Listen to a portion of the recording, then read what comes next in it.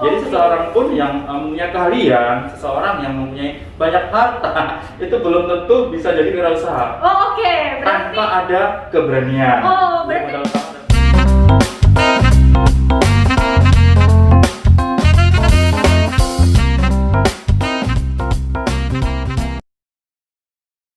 sahabat Etno, apa kabarnya hari ini? Kita balik lagi nih di Etno Cafe, tempat kita nongkrong bareng-bareng. Hari ini aku ada satu narasumber yang super asik, super banyak ilmu, Alhamdulillah. menginspirasi banyak orang juga. Hari ini kita mau denger nih pengalaman-pengalaman dan kehidupan-kehidupan dari satu bapak ini. Boleh Pak, silahkan kenalkan diri Pak. Baik, terima kasih Denny ya. Saya sapa dulu teman-teman semuanya, sahabat Etno dimanapun Anda berada ya. Perkenalkan, nama saya Mario. Aktivitas saya sehari-hari itu sebagai instruktur dan juga wirausaha. Wirausahanya boleh tahu Pak, bentuk wirausahanya itu seperti apa dan di bidang apa? Baik, saya wirausahanya di bidang kuliner. Oke.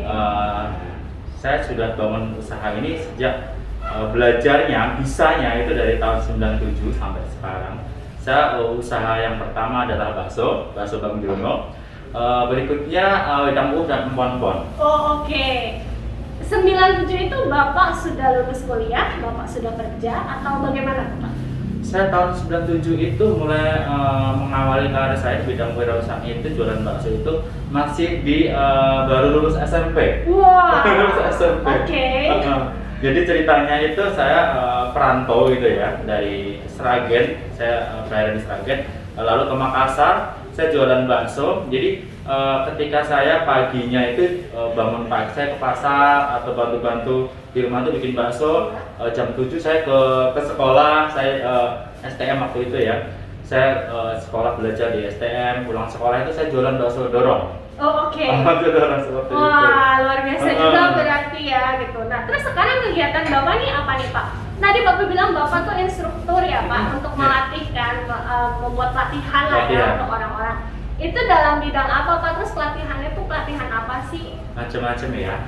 Tapi yang sering, yang selama ini yang paling request paling banyak tuh kewirausahaan. Jadi saya ngajar instruktur kewirausahaan itu baik di instansi pemerintah dan juga di lembaga swasta dan juga lembaga pelatihan kursus Indonesia gitu ya.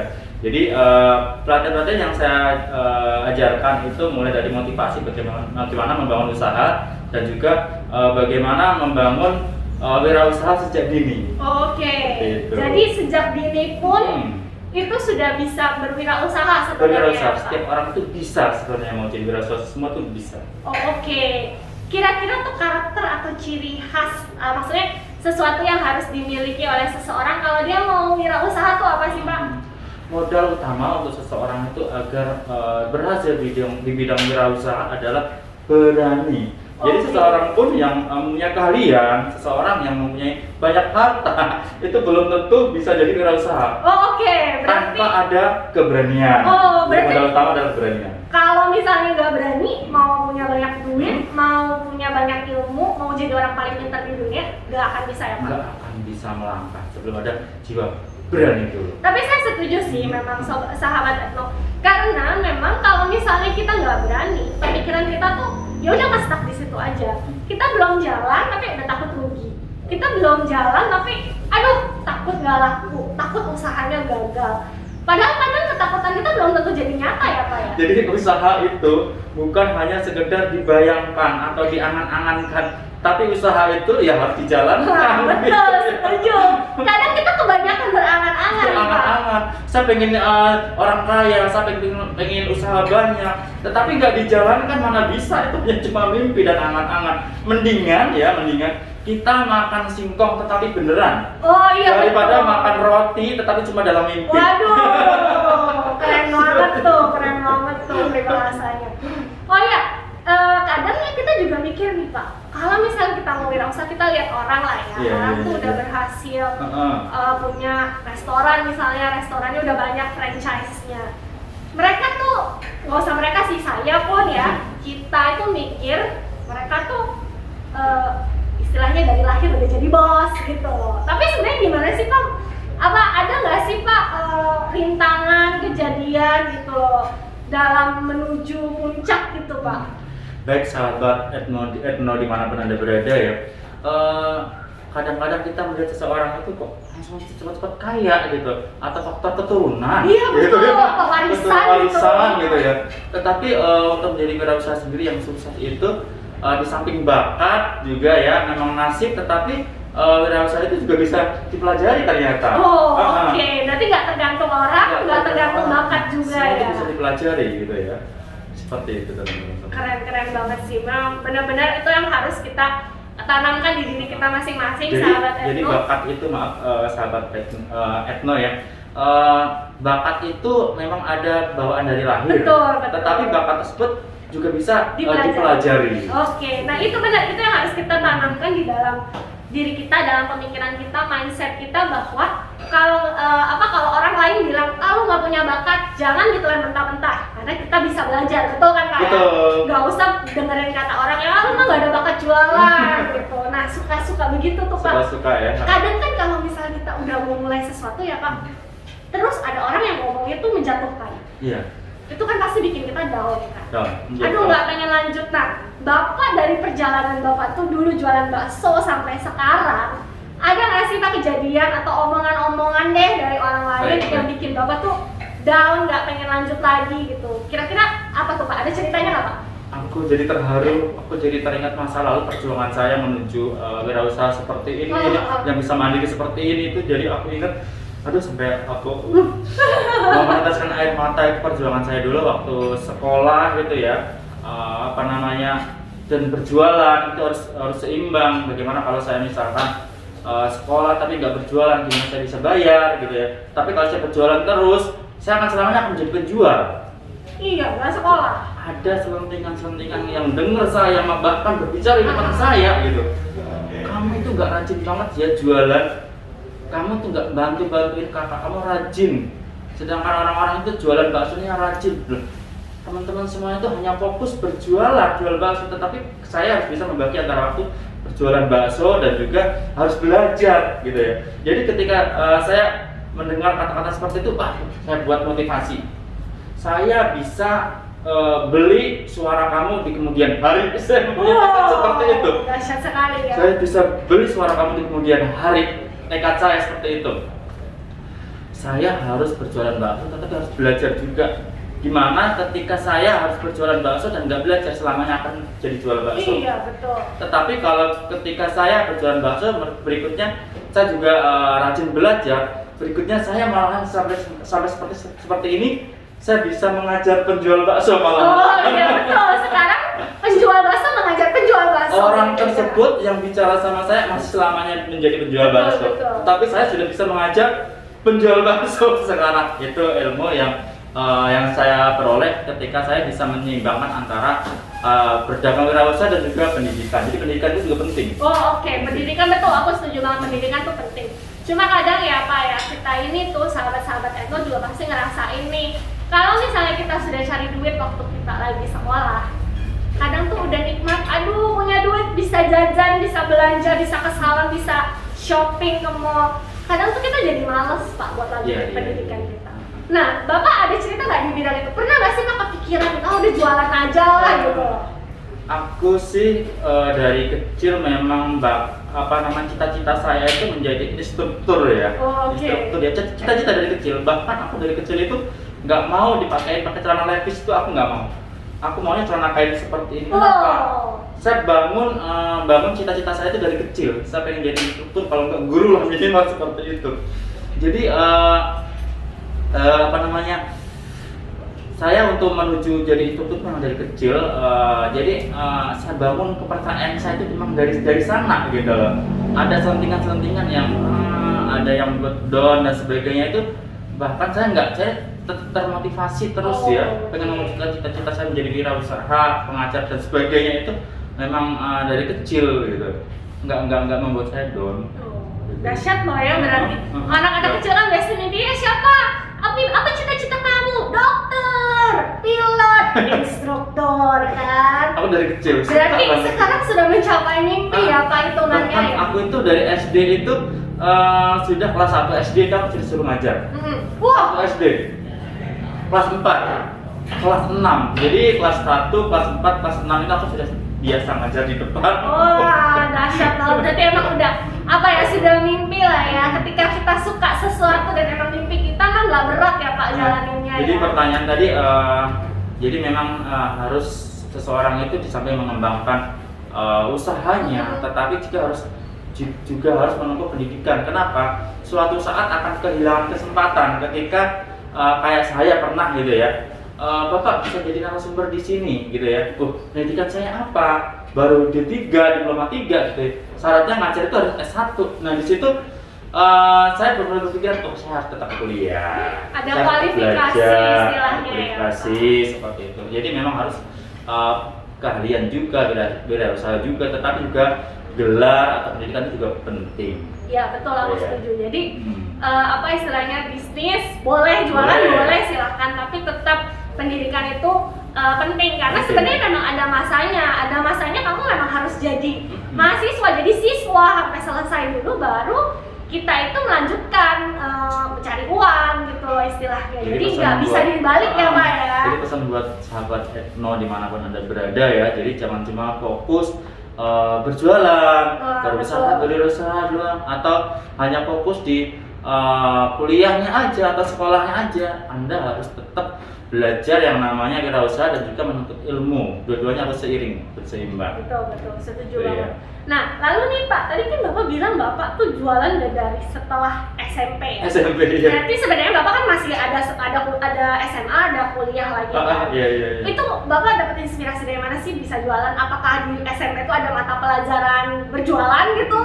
Itu tuh gimana tuh Pak ceritanya? Ya baik, itu pengalaman lucu banget waktu saya itu di STM ya, itu ada belajar kewirausahaan, disuruh praktek gitu ya di depan kelas gitu ya. Saya langsung ngambil judul membuat bakso gitu ya. Memang udah bakso dari Bakso dulu, gitu ya. bakso. Saya di depan gitu diwawancarai banyak teman-teman guru seperti itu. Wah, luar biasa sekali. Anda masih kecil seperti sudah punya usaha seperti itu. Teman-teman semuanya tolong dong kasih motivasi buat teman-teman kita gitu dan agar mempunyai motivasi dan jiwa wirausaha seperti Mario seperti itu. Saya presentasi di depan kelas. Jadi dari kecil temennya belum jualan, Bapak udah jualan duluan ya. Jualan. Jadi mata kuliahnya pas Bapak sudah mengerjakan tugas sebelum ada Betul. tugas ya. Oke, itu keren banget sih, itu benar-benar apa ya, inspiratif banget sih buat kita ya sahabat Etno yang mungkin kita sekarang lagi kuliah online, sekolah online, apa-apa online gitu loh. Jadi kadang kan bosen ya, sekalipun memang kita ikut kegiatan sih gitu, kita kuliah juga, tapi kan namanya cuma duduk nonton kan bosen ya. Nah, itu Bapak ada tips gak? Apakah kira-kira ada kegiatan lain nggak sih sebenarnya Pak? Pesan buat teman-teman semuanya, sahabat Etno, baik yang masih belajar di bangku sekolah dan juga mahasiswa gitu ya. Ilmu yang didapatkan di bangku sekolah dan juga di perkuliahan itu hanya seujung kuku. Ujung Hanya kuku? seujung kuku. Wow. Ilmu real pada nyatanya, pada kenyataannya itu di luar itu ilmu sejatinya, pengalaman. Dahsyat. Itu pengalaman. Jadi jangan cuma mengandalkan ilmu itu di bangku sekolah dan juga di kuliah gitu ya. Jadi perbanyaklah bergaul, sosialisasi, bagaimana teknik negosiasi dan sebagainya, itu justru itu yang diperlukan di masyarakat. Gitu. Kenyataannya itu ada di lapangan. Di lapangan. Kalau kita di sekolah tuh istilah cuma belajar teori doang ya. Nah, Dan pernah gini. Pernah nggak sih Kak Beni punya teman sekarang semester berapa? saya udah kerja, anak Sudah muda kerja. ya, aduh makasih Pernah. banget. Mukanya Aku masih bahagia banget sama banget Eno. loh. Itu Masih makanya ingat kadang banget. kita tuh, aku tuh rajin itu loh. Minum jamu tuh. Iya, aku rajin minum jamu gitu. Oh. Jadi aku masih kelihatan muda, aku seneng banget. Aku udah kerja Aku loh, sama Pak. udah kerja, tetapi mukanya masih Iya hitam ampun, jadi aku putih ya. seneng banget, aku seneng banget ya. Jamu seperti ini itu bisa mengawet muda, bikin muka awet muda. Iya, yang seperti ini itu. udah mulus gitu loh, kelihatannya masih Jadi muda. ini, Kak Beni. Nah, gimana tuh? Pernah nggak sih teman sekolah kita itu dari kelas 1 pinter, juara, kelas 2, kelas 3 sampai kelas 6 sampai kuliah juara terus? Ada. Tetapi apakah hasil realnya di lapangan nanti dia akan sukses? Belum tentu. Belum tentu. Pernah sih denger nggak sih siswa kita, teman kita gitu ya, yang nilai rapotnya itu antara yang merah sama yang hitam, banyakan merah, tapi udah sukses lebih duluan. Oh banyak banget saya punya teman yang kayak gitu. Seperti itu ya. Kenapa? Orang itu hidup itu jangan cuma mengandalkan teoritik, Oke, teoritis. betul, setuju. Jangan cuma mengandalkan teoritis. Ya, kalau kita jadi orang pintar gitu, misalnya di posisi yang anak-anak pintar tersebut, ranking 1, dia terlalu banyak teori, melangkahnya kurang. Jadi belajar jalan dari sini ke situ ke depan, diukur jaraknya berapa meter, saya harus tempuh kecepatan berapa, PS per T misalnya, terlalu banyak perhitungan. Iya betul setuju. Nggak melangkah-melangkah. Beda sama teman-teman kita yang di luar sana yang nggak punya Nilainya merah ya. nilainya merah semuanya, tetapi sudah sukses duluan. Kenapa? Dia mempunyai modal satu, yaitu namanya nekat dan berani. Iya betul. Nothing tulus, ya udah jalan aja. Betul setuju banget. Tapi kadang nih apa ya yang bikin sedih itu ya, kalau kita lihat ya, aku juga pernah ngalamin sih sebagai anak kecil dulu. Kadang kan orang tua kita juga apa ya, berlomba sebenarnya. Aku pintar nilainya segini, matematikanya bagus. Itu tuh sebenarnya kadang miris juga sih ya. Nah, menurut Bapak tuh gimana sih? Apakah memang matematika harus bagus jadi pintar? Iya. Kadang-kadang orang tua atau teman-teman kita itu mempunyai pendapat yang kurang tepat menurut saya gitu ya. Ketika anaknya matematikanya 5 dibilang bodoh, kan akan bodoh loh, nilai matematikanya merah. Anak saya tuh pintar, nilainya 8. PPKN-nya bagus loh, nilainya 8. Anak kamu berapa? 7. Oh, anak kamu bodoh. Tidak. Jadi setiap orang itu sebenarnya ya pintar semuanya. Lahir itu pintar semuanya. Cuma pinternya itu macam-macam bidangnya. Setuju. Jangan pernah katakan bodoh untuk anak kita. Betul, setuju Gitu ya. banget. Kadang memang dan itu yang memang harus ditanamkan sekolah zaman sekarang ya Pak ya. Jadi teman-teman semuanya tuh nggak perlu minder, misalkan, aduh nilai matematika saya 5, aduh Betul. PPKN saya 7, saya dibilang orang goblok. Jangan pernah minder. Anda mungkin punya kelemahan di satu sisi itu, tetapi punya kelebihan di sisi yang lain. Betul, Nah, setuju. bagaimana cara kita membangun dan mengembangkan potensi atau kelebihan dari diri masing-masing orang tersebut buat kita gali dan kita kembangkan, itu yang menjadikan rezeki. Betul, setuju banget. Tapi nih Pak, tapi ya jangan mentang-mentang kalian merasa oh saya jagonya menggambar matematika, saya nggak bisa, terus nggak belajar sama sekali ya, nggak gitu juga ya. Tetap harus do our best ya Pak ya untuk kejar itu. Kan nggak lulus juga kalau Ya, matematikanya harus dibilang 4. juga. Kalau nggak bisa, benar-benar nggak bisa, ikutin saja. Iya betul. Tapi jangan ditinggalkan. Betul. Jangan lepas tangan gitu, nggak boleh loh ya gitu. Harus diikutin, Betul. tetapi jangan dipaksakan karena memang bukan bakat kita di Iya, situ. betul. Gitu ya. Jangan impiannya jangan jadi ahli matematika, ya itu susah itu. Kayak saya gitu ya. Memang saya matematikanya nggak terlalu bagus, tapi memang sering juara sih sebenarnya gitu. Terus? Karena rajin menang. Orang pintar kalah sama orang rajin. Betul, setuju banget. Kalau saya menangnya di rajin, gitu. Orang lain tidur, saya tuh udah bangun jam 3 itu saatnya saya belajar, gitu ya. Sebelum ke sekolah gitu ya, mau ulangan dan sebagainya. Saya tuh belajarnya bukan malam, tapi pagi, hening gitu loh. Jadi masih seger. Menang saya itu di rajin gitu Betul, loh. setuju. Orang pintar itu pintar selalu juga kalah sama orang rajin. Karena memang orang rajin itu tuh apa ya, nekatnya, tingkat ketekunannya tuh, telitinya tuh lebih banyak ya Pak ya. Betul, setuju banget. Thank you banget loh Bapak, inspiratif Sama-sama, Kak banget. Benny. Nah kita udah sampai nih di sesi terakhir nih Pak. Sebelum kita udahan, aku mau nanya. Kita kan sebagai istilahnya, kita tuh sebagai warga Indonesia ya, kita pasti punya mimpi lah buat Indonesia. Pengen jadi kayak negara lain yang istilahnya sudah keren gitu loh. Dipandang lah gitu. Walaupun mungkin kita nggak berbuat banyak sih, mungkin usaha kita belum yang wow gitu loh. Tapi Bapak nih sebagai wirausaha sekarang juga, instruktur juga, kira-kira ada impian nggak sih buat Indonesia? Betul, saya prihatin banget ketika melihat banyak sekali kemacetan di jalan-jalan ya. Itu kebanyakan dari supir ojek online ya. Jadi anak lulusan SMP, SMA, kuliah semua ketika sulit mencari pekerjaan itu larilah ke yang gampang-gampang. Contohnya melamar sebagai ojek online seperti itu ya. Gue diketahui teman-teman semuanya, untuk menghasilkan uang atau mendapat penghasilan itu jangan cuma menggantungkan hidup kita dari cita-cita yang namanya karyawan atau anak buah gitu ya.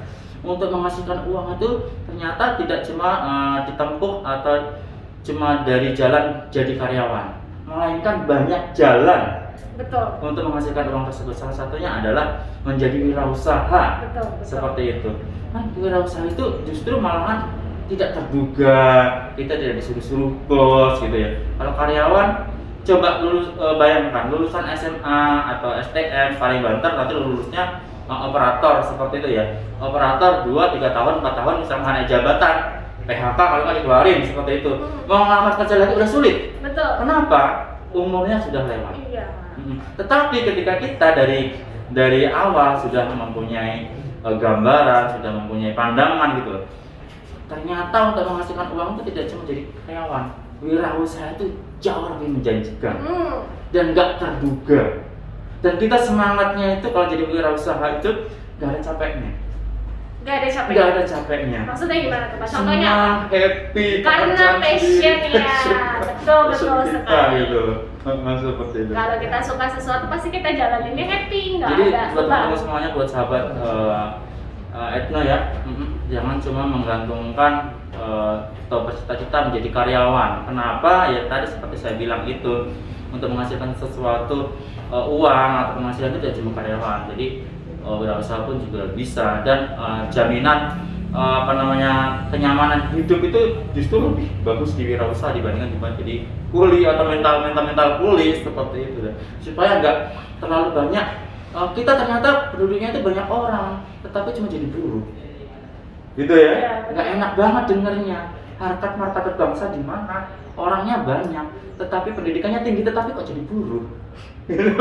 Betul, setuju banget. Istilahnya kita harus gantungkan mimpi kita setinggi langit. Setinggi langit. Betul, jangan mandek gitu loh, karena ya langit, di atas langit masih ada langit. Masih ada Jadi langit. kita harus gantungkan setinggi langit supaya kita juga semangat ngejarnya gitu. Thank you banget Pak Mario Sama-sama, buat Pak waktunya hari ini. Thank you juga sahabat-sahabat Ethno yang mau dengerin podcast ini. Semoga harapan aku sih kita bisa menginspirasi sahabat-sahabat Ethno yang mau wirausaha, yang mau jualan, yang istilahnya yang mau mencapai mimpinya. Semoga podcast ini bisa jadi bisa jadi rema lah, bisa jadi inspirasi buat teman-teman Ya, sekalian. satu kata bahwa wirausaha itu bukan mimpi, bukan dari mimpi, kata harus diwujudkan, dilakukan, harus berani. Betul, harus dijalankan, nggak bisa dijalankan. diangan-angan saja gitu. Jadi mimpi jadi wirausaha itu tidak akan terjadi kalau kita tidak jalankan gitu ya. Jadi tetap ya teman-teman semangat, walaupun kita keadaannya masih seperti ini, masih bermasker, masih jaga jarak, tapi tetap kami percaya, kita semua percaya ini akan berlalu dan teman-teman semua pasti mampu melalui ini semua. Thank you sahabat Ethno, see you on the next podcast.